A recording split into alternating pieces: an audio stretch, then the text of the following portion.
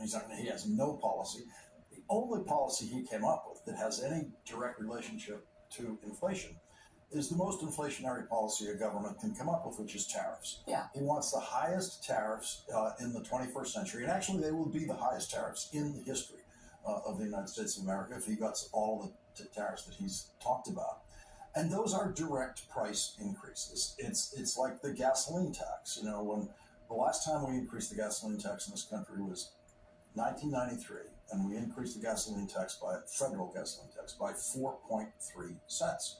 Now, what do you think happened to the price of gasoline at the pump the next day in America? It went up a nickel everywhere.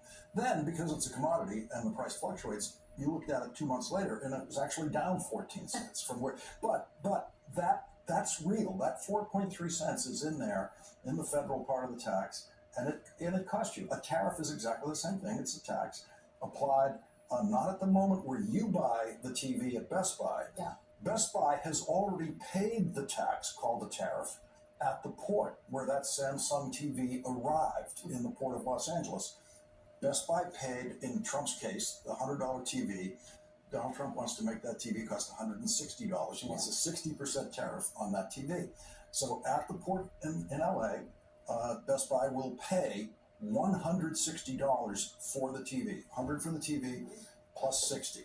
Then it'll bring it into the store. And Donald Trump wants you to believe they'll bring it into the store after paying $160 for it and sell it for $100. That's what he told his voters, and his voters believe it because they literally do not know what a tariff is. Well, and they don't, and it's interesting because like in like fourth grade, we learned about the Boston Tea Party, which was a literal war we fought with England about tariffs. Yeah, so wait, let me get this straight. That's not just a Boston thing, right? Because I knew what a tariff was growing up in Boston when I was in fourth grade. Yeah, that's what we learned, because the Boston Tea Party, Sarah. Right. But I mean, the thing is that, you know that, I know that, the thing that you hear the reaction from Trump voters when they're interviewed about this is they say, oh, well, just buy American. You can't just suddenly create a as TV. An American TV. Right. Go out right now and go buy American TV. Zenith, we don't make them. Yeah. We don't make them anymore. Yeah. So, by the way, there's no such thing as an American cup of coffee. Okay, there's a little bit of coffee grown in Hawaii, a tiny bit. It's the most expensive coffee in the world. Yeah.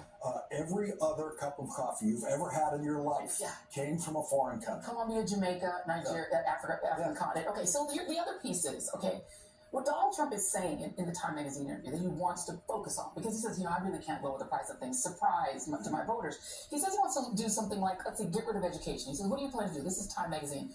I mean, I'll give you an example. We want to move the schools back to the States. This is also not going to reduce prices of things.